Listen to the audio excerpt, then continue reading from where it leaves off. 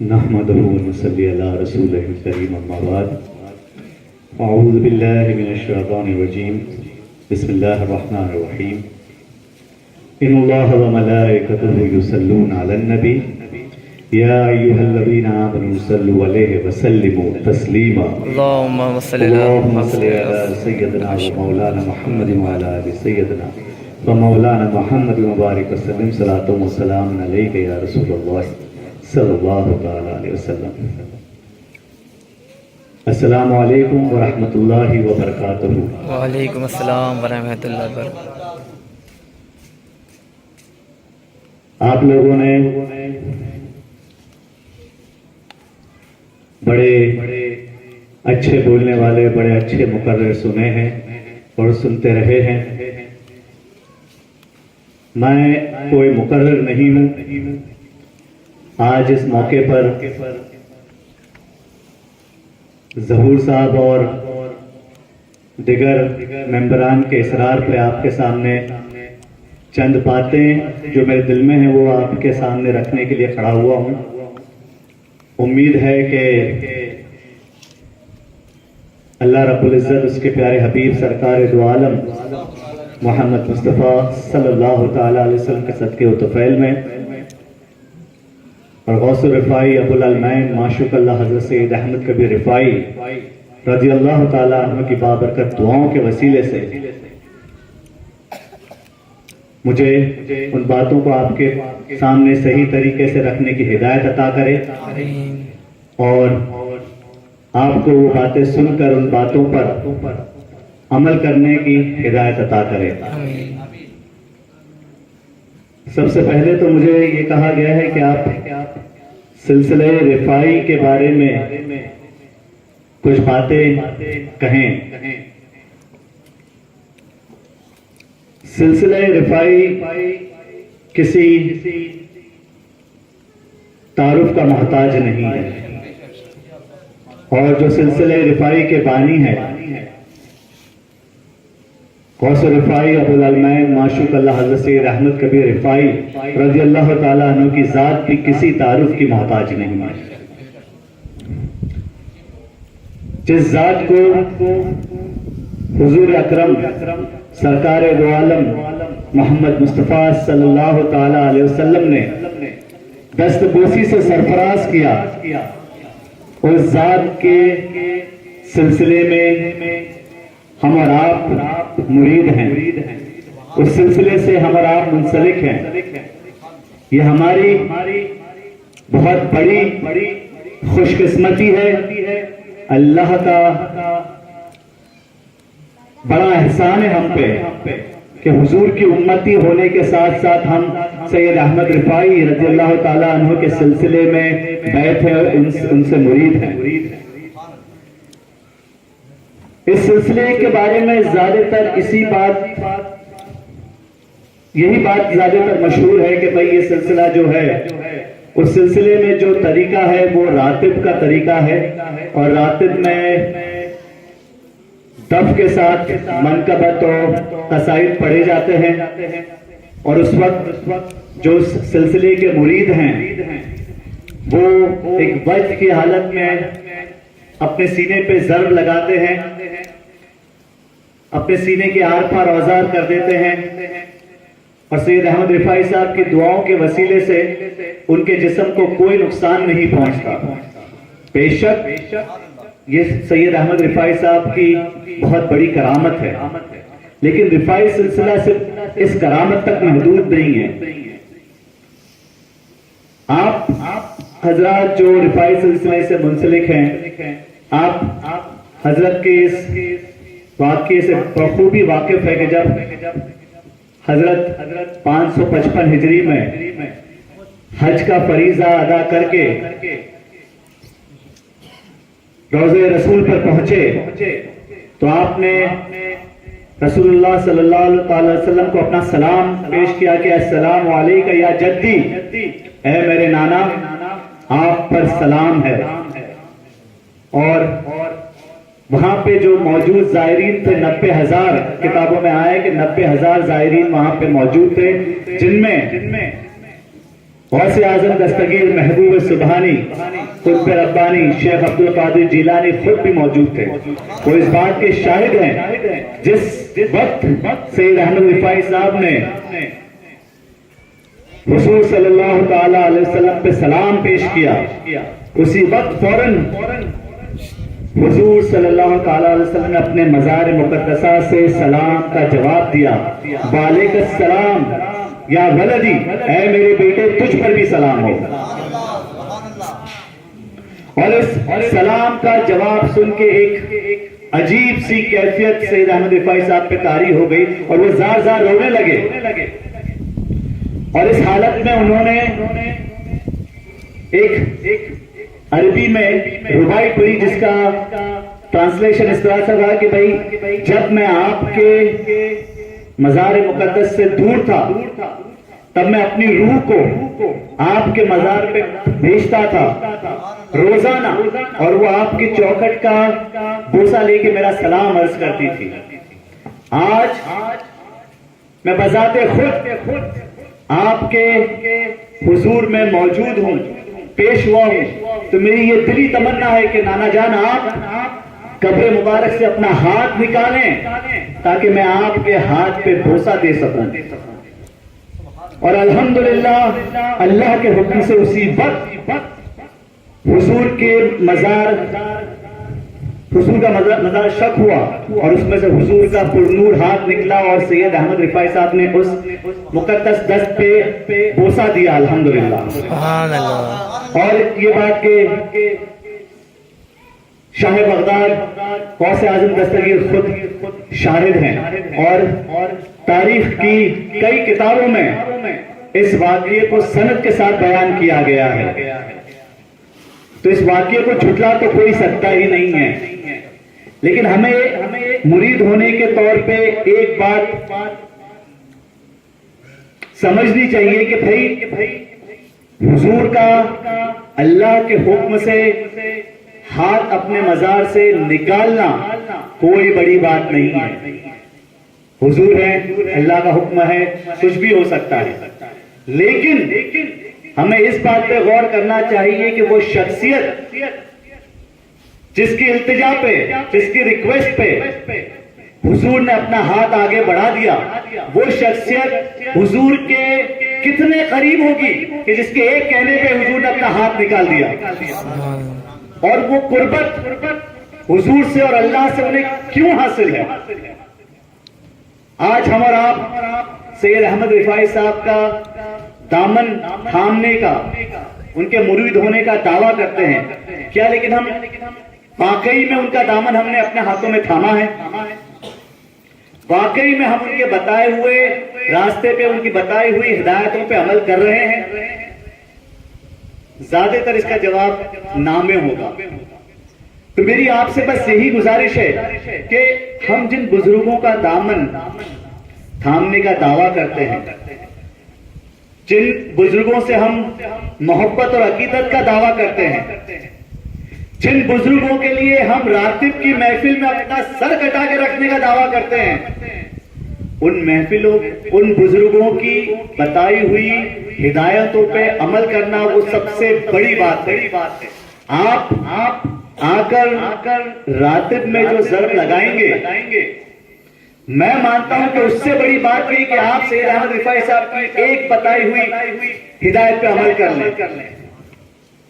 आज हमारे साथ ये हो रहा है कि हम बुजुर्गों का दामन थामने का दावा करते हैं, हर तरह से नियाज़ें मनाते हैं, उनके नाम पे जान देने का दावा करते हैं, लेकिन अक्सरियत देखा गया है कि जो बुजुर्गान दीन ने जो बातें बताई हैं उन पे हम अमल पैरा नहीं हैं।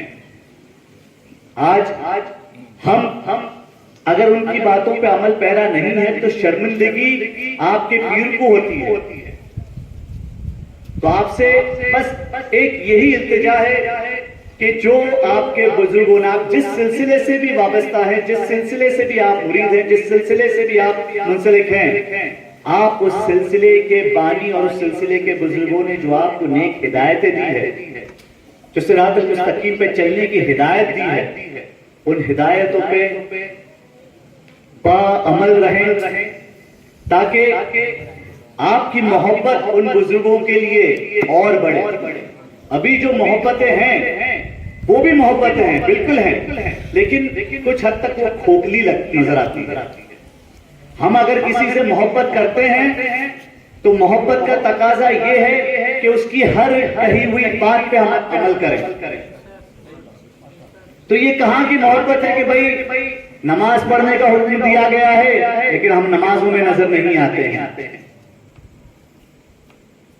सच बोलने का हमारे बुजुर्गों ने, हमारे पीरों ने बताया, लेकिन हमारे मुंह से सिर्फ झूठ निकलता है।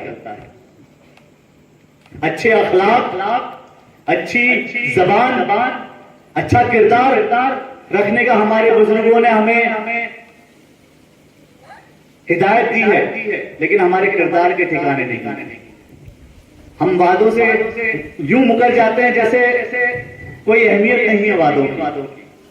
तो आप लोगों से यही गुजारिश है कि ये जो इस्लामी किरदार हैं, जो हमें हमारे प्यारे आका सरकार दो आलम मोहम्मद मुस्तफा सल्लल्लाहु ताला अलैहि वसल्लम ने कुरान की और हदीस के जरिए हमें बताया है, और जो बुजुर्गों से होते हुए हम तक पहुंचा है, वो इस्लामी किरदार को इख्तियार करना हमारा फर्ज है।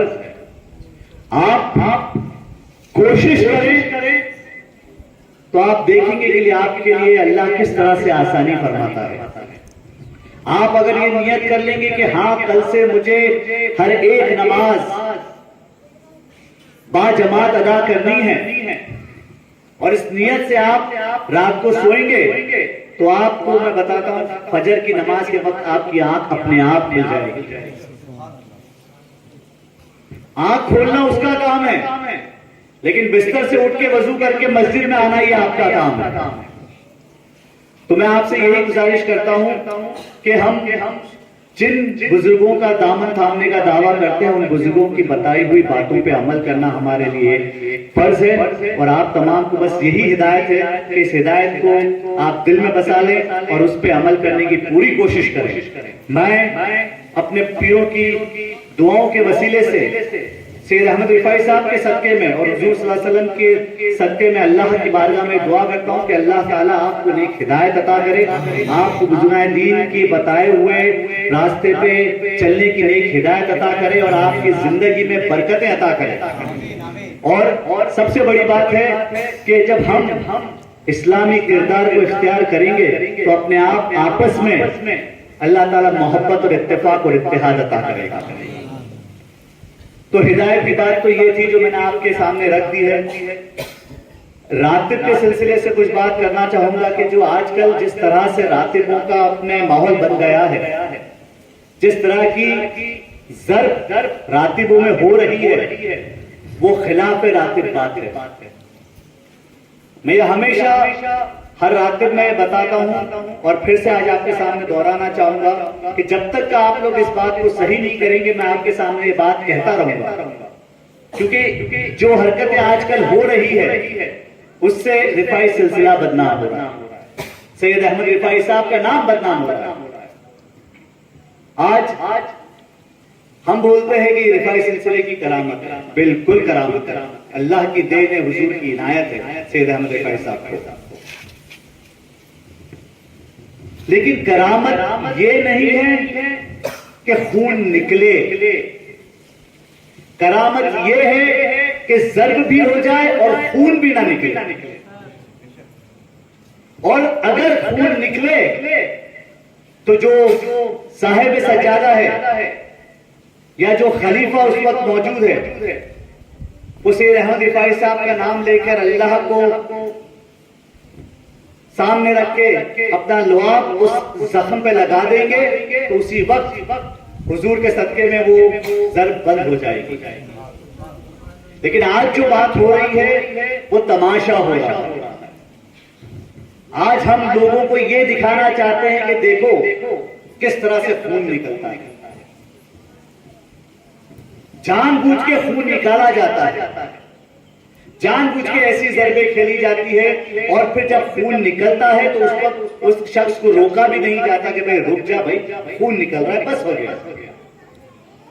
ये सब बातें होती है तो ये कहा जाता है ये मातम हो रहा है और ये शियों की तरह ये बात हो रही है। और जब कोई बात ऐसी करता है तो वो सही बात कर रहा है, क्योंकि हम लोग ऐसा कर रहे हैं जो पूरी दुनिया देख रही है। आज जब ज़र्ब लगे तो इतने अदब और एहतराम से लगना चाहिए कि देखने वाला भी कहे कि नहीं ये डिसिप्लिन है, ये अदब है, ये सही रात है। और जब आप तलवार या कोई औजार को हाथ में उठाते हैं तो आपको बिल्कुल बाहोश होना चाहिए। ये नहीं कि होश खो दिया और अनाप शनाप ज़र्ब लग रही है। जो साहिब सज्जादा बैठे हैं, जो खलीफा बैठे हुए, उन्होंने हाथ भी उठाया लेकिन हम किसी को देख ही नहीं रहे। और ऐसा ही हो रहा है। कोई आप में से कोई मुझे बता दे कि ऐसा हो नहीं रहा है बाबा। आप लोग भी इस बात के विटनेस है कि ऐसा ही हो रहा है। इसी तरह की ज़रबें लग रही है और तमाशे हो रहे हैं। और ये चीज लोगों के जहन में रिफाई सिलसिले की एक ऐसी गलत इमेज पैदा कर रही है जिसकी वजह से पूरा सिलसिला, चंद लोगों की वजह से पूरा सिलसिला बदनाम हो रहा है, हमारे बुजुर्ग बदनाम हो रहे हैं। तो आपसे यही गुजारिश है कि सबसे पहले जब आप रातिब में तशरीफ ले जाएं तो गुस्ल करें और बावजू होकर रातिब में आए। दूसरी बात, कपड़े। जब आपको पता है कि आप एक महफिल में जा रहे हैं, एक ऐसी महफिल में जा रहे हैं जहां बुजुर्गों का, हुजूर का, अल्लाह का जिक्र किया जाएगा, ऐसी महफिल में जाने से पहले आपको सोचना चाहिए कि इस मौके पे मुझे किस तरह का लिबास पहनना चाहिए। लोग आ जाते हैं जीन्स टी शर्ट में, शर्ट्स में, गलत कोई बात नहीं है, लेकिन ये इस महफिल के काबिल लिबास नहीं है। तीसरी बात, आप तहारत का ध्यान दें। कितनी बार मैंने खुद महफिल है, मैं आपके सामने बात कर रहा हूं क्योंकि इस्लाह की बात इसलिए आपके सामने कर रहा हूं कि कितनी बार मैंने देखा है कि भाई जो लोग ज़र्ब लगाने आते हैं, शर्ट उतारते हैं या पहरे उतारते हैं, तो उनके बगल के बाल भी उन्होंने अपने शेव नहीं किए होते। ये क्या है? बेसिक तहारत नहीं है आप में और आप ज़र्ब खेलने आ रहे हैं। आपको पता है आप कितना बड़ा रिस्क ले रहे हैं। ये तो करम है उन बुजुर्गों का जिनके नाम से ये ज़र्ब हो रही है कि कुछ गलत चीज होती नहीं है, वरना हम इस लायक नहीं कि हाथ में हथियार भी पकड़े। ज़र्ब के लिए उतरे, ये हमारी औकात भी नहीं है। तो तीसरी बात, तहारत का, सफाई का ख्याल रखें।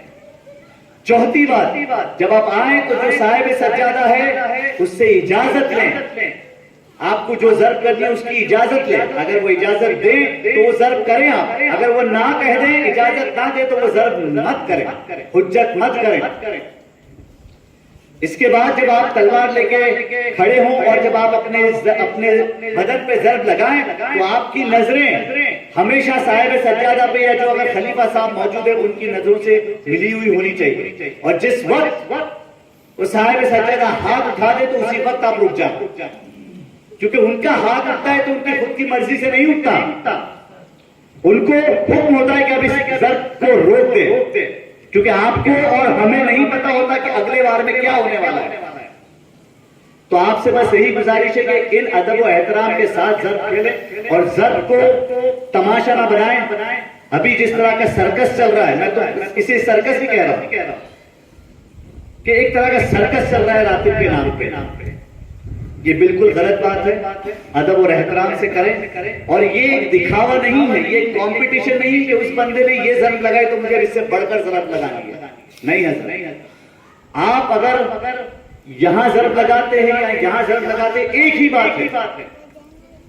अगर आपके साहिब सज्जादा बोलते भाई यहां मत लगाओ, यहां लगाओ, ठीक है, बस आपकी हाजिरी हो गई, हजरत ने कबूल कर ली, बात खत्म हो गई। तो इसको कंपटीशन मत समझे, इसको सर्कस न बनाएं और अदब और एहतराम से ऐसी महफिलों में तशरीफ लाएं। तभी उन महफिलों से आपको बरकत हासिल होगी, उन बुजुर्गों का कुर्ब हासिल होगा और अपने पीरों के कुर्ब से आपको सैयद अहमद रिफाई साहब का कुर्ब हासिल होगा, उनका कुर्ब यानी मौला अली का कुर्ब हासिल होगा, हजरत अली का कुर्ब यानी हुजूर सल्लल्लाहु अलैहि वसल्लम का कुर्ब, और हुजूर का कुर्ब यानी अल्लाह का कुर्ब हासिल होगा।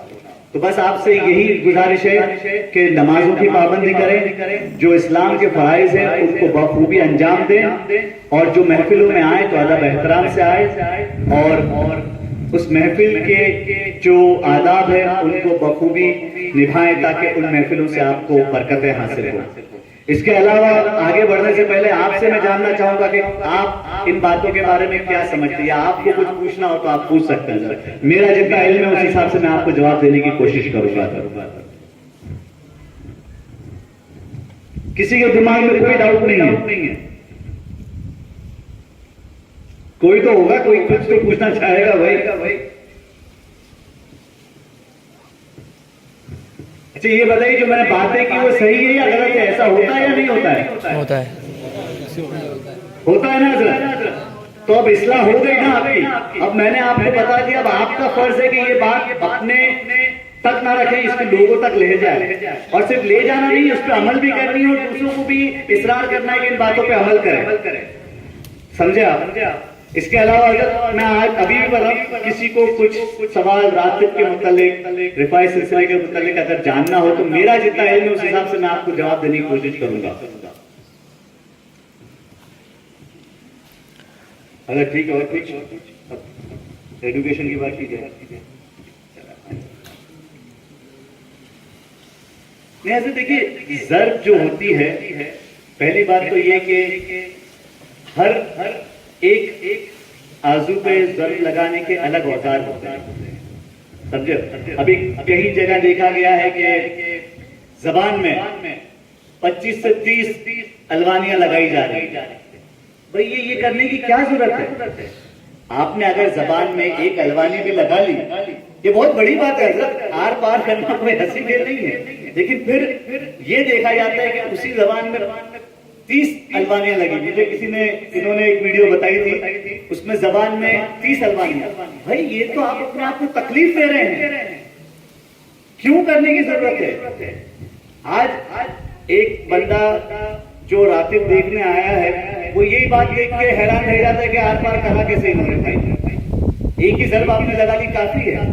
एक नाजुक से जबान में, नाजुक सी जबान में आप 30 अलवानियां लगाएंगे तो आप जान सकते हैं कि क्या हालत है। ये तो बुजुर्गों का करम है कि कोई नुकसान नहीं होता, लेकिन इसका ये मतलब नहीं कि हम अपनी जात पे जुल्म करें, क्योंकि ज़र्ब का बिल्कुल ये मकसद नहीं कि आप अपने आप को तकलीफ पहुंचाएं। और अगर ये नीयत है आपकी तो आप ज़र्ब नहीं कर रहे, मातम कर रहे हैं। क्योंकि इस्लाम में ये बिल्कुल वाज़ेह तौर पे लिखा गया है कि आप अपने जिस्म को तकलीफ नहीं पहुंचाएंगे। और करामत यही है कि ज़र्ब लगती है लेकिन जिस्म को तकलीफ नहीं पहुंचती, तो वही करामत है। और आप जानबूझ के अपने जिस्म को तकलीफ पहुंचाएंगे तो ये गलत है और वो ज़र्ब नहीं है। तो जो ज़र्बें पुराने जमाने से चली आ रही है वो ज़र्बें लगाए। ये कोई इनोवेशन नहीं है, ये आइटम नहीं बता रहे कि आज बंदा घर पे बैठ के सोचेगा कि आज मैं जा रहा हूं ज़र्ब में, तो आज कौन सी ज़र्ब, कैसी नई ज़र्ब लगाऊं। ये सब ज़र्बें तो पुरानी हो गई। कोई नई ज़र्ब सोचो कि लोगों को लगेगा कोई आइटम बताइए। तौबा, सही में ये हो रहा है, सही में ये हो रहा है कि कंपटीशन हो गया है और उसकी वजह से सिलसिला बदनाम हो रहा है। ये आपकी, मेरी और सबकी जिम्मेदारी है कि सिलसिले को बदनामी से बचाया जाए। आज मैंने आपके सामने बहुत वाज़ेह कर दिया है और बार बार रिपीट किया है। पिछले 20 मिनट से मैं एक ही बात कर रहा हूँ आपके सामने, क्योंकि ये हो रहा है और ये गलत चीज को रोकना आप सबका, मेरा और हर खलीफा का और हर मुरीद का फर्ज है। समझे? तो आप जब ऐसी महफिल देखें तो अगर कुछ कह नहीं सकते तो वहां से हट जाए, क्योंकि वो महफिल रिफाई महफिल मैं नहीं मानता कि वो रिफाई महफिल है। आप लोगों में से काफी लोगों ने खानका पे रातिब की महफिल अटेंड की हो, आपने देखा है वहां पे किस अदब और एहतराम से वहां पे अपने ज़र्बे लगती और महफिल मनाई जाती है, महफिल होती है। उसी को आपको यहाँ पे करना है। तो फिर से एक बार आप लोगों से उम्मीद है कि आप इन चीजों से दूर रहेंगे और इस्लाम के तमाम अहकाम पे पुख्ता रहेंगे और अपने आप को सिरातुल मुस्तकीम पे चलाने की पूरी तरह से कोशिश करें। हिदायत अल्लाह देगा और दुआ हम करेंगे इंशाअल्लाह जरूर। अभी और एक बात जो डिस्कस हुई, जो एक तीसरा मौजू है, वो है एजुकेशन के बारे में। पहले तो कुछ बैकग्राउंड आपको ये दे दूं कि हम जो वहां पे एकेडमी चला रहे हैं उसके मातहत एक रिफाई पब्लिक स्कूल चल रही है, जो हमने जून 2012 में शुरू करी थी। ये बड़ौदा से कुछ 40 किलोमीटर दूर गोधरा की साइड पे एक गांव है गोरू करके, वहां पे ये स्कूल हमने कायम किया है। जब हमने 2002 में ये स्कूल शुरू की थी, तब हमने एक छोटे से मकान में 4 कमरों में नर्सरी और जूनियर केजी की क्लासेस शुरू करी थी, और उस वक्त हमारे पास पहले बैच में 86 स्टूडेंट्स थे। आज 10 साल जून में पूरे होंगे अल्हम्दुलिल्लाह, और अब हमारे स्टूडेंट्स की तादाद 86 से बढ़कर 450 हो गई, 450 अल्हम्दुलिल्लाह। और जो चीज हमने एक छोटे से किराए के मकान में शुरू करी थी, आज हमारे पास अल्हम्दुलिल्लाह 5 एकड़ जमीन है और उस पे 13,000 स्क्वायर फीट की बिल्डिंग है अल्हम्दुलिल्लाह। और अभी इंशाल्लाह जून में एक और फ्लोर ऐड होगा, तो दूसरे 6,500 स्क्वायर फीट ऐड हो जाएंगे, तो करीब 20,000 स्क्वायर फीट की बिल्डिंग हो जाएगी अल्हम्दुलिल्लाह। अभी हमारे पास हमने नर्सरी और जूनियर से चालू करा था, अभी 8th स्टैंडर्ड कंप्लीट हुआ है, जून में 9th स्टैंडर्ड शुरू होगा अल्हम्दुलिल्लाह। ये पूरी इंग्लिश मीडियम स्कूल है, और यहाँ पे जो टीचर्स हैं वो ज्यादातर टीचर्स बड़ौदा से डेली अप डाउन करते हैं। उनके लिए हमने बस रखी है, वो डेली 1 घंटा स्कूल पे जाना और स्कूल से आना 1 घंटा उनका डेली का शेड्यूल होता है। ये जो स्कूल है ये खास हमने उन लोगों के लिए, उन बच्चों के लिए शुरू की है जो ज़कात के मुस्तहिक है, जो स्कूल की फीस अफोर्ड नहीं कर सकते हैं। तो यहाँ जो करीब 450 बच्चे अभी पढ़ रहे हैं, उनमें से ज्यादातर यानी करीब 400 ऐसे बच्चे होंगे जो ज़कात पे पढ़ रहे होंगे, जिनसे हम कोई फीस नहीं लेते हैं। और उन तमाम बच्चों के 2 जोड़ी यूनिफॉर्म, जूते मोजे, bags, text books, notebooks, stationery, tuition fees और दोपहर का खाना, एवरीथिंग, हर चीज ट्रस्ट प्रोवाइड करता है अल्हम्दुलिल्लाह। और अल्हम्दुलिल्लाह ये आप लोगों का साथ है, आप जैसे काफी ऐसे लोग हैं जो इसमें ताउन देते हैं, जिसकी वजह से ये पूरा प्रोजेक्ट चल रहा है अल्हम्दुलिल्लाह। यहाँ पे मेरी करीब 6 महीने पहले भी यहाँ से अपने हजरत कुछ चंद लोग आए थे, उनसे मेरी बात हुई थी, तो हजरत आप भी आए थे, तब बात हुई थी कि यहाँ पे जो स्कूल है वो उर्दू मीडियम स्कूल है, और आज पता चला कि वहां पे तो पूरी स्कूल के 220 बच्चे करीब है, उसमें 2 या 3 टीचर है, उससे ज्यादा टीचर्स भी नहीं है। और ये बात आप लोगों ने भी महसूस की है, और इस बात को मेरी तवज्जो भी दिलाई गई मेरे से, ज़हूर भाई ने कहा गया कि अब ये जमाना आ गया है कि भाई हम भी चाहते हैं कि हमारे बच्चे इंग्लिश मीडियम में पढ़े, क्योंकि इंग्लिश एक ऐसी लैंग्वेज है जो पूरे वर्ल्ड में एक्सेप्टेड है। तो ये बहुत जरूरी होता है कि हम भी ये चाहें और हम ये कोशिश करें कि हमारे बच्चे इंग्लिश मीडियम स्कूल में जाएं, और इसके लिए कोशिश आप लोगों को करनी है। आप लोग जो यहाँ के बाशिंदे हैं उनको इसके लिए जद्दोजहद करनी है। कुछ बातें हुई है ज़हूर भाई से और हजरत से, इंशाल्लाह उन बातों पे कुछ ना कुछ काम किया जाएगा, और इंशाल्लाह आप लोगों का साथ रहा तो अल्लाह ने चाहा तो यहाँ पे इंग्लिश मीडियम स्कूल भी चालू की जाएगी इंशाल्लाह। बस ये आपसे गुजारिश है कि आप भी दुआ करें, और दुआ के साथ पूरी कोशिश करें, पूरी जद्दोजहद करें, और जो लोग इसमें शामिल हैं उनका साथ दें, ताकि आइंदा 2-3 साल में यहाँ पे एक इंग्लिश मीडियम स्कूल चालू हो जाए, जहाँ सबसे पहले 7 पार्टी के बच्चे वहाँ पे इंग्लिश मीडियम में तालीम हासिल करें। बस आप लोगों से ये गुजारिश है इन बातों पे ध्यान दें। और एक बात ये कि भाई हम लोगों को जो कलमा वो लोग हैं उनमें आपस में जितने भी इख्तिलाफ हैं वो कायम रहने वाले हैं, वो कभी कम नहीं होने वाले। ये एक हकीकत है, बिल्कुल हकीकत है, एक वाज़ेह हकीकत है। तो इन बातों पे बार बार बात करके, झगड़ा करके हमें कुछ हासिल नहीं हो रहा है, हमारा वक्त ज़ाय हो रहा है। हमें ये चाहिए कि अपने जो इख्तिलाफ हैं उन्हें बाजू पे रखें, और जो चीजें हमारी कम्युनिटी को चाहिए, जैसे schools, colleges, universities, hospitals, research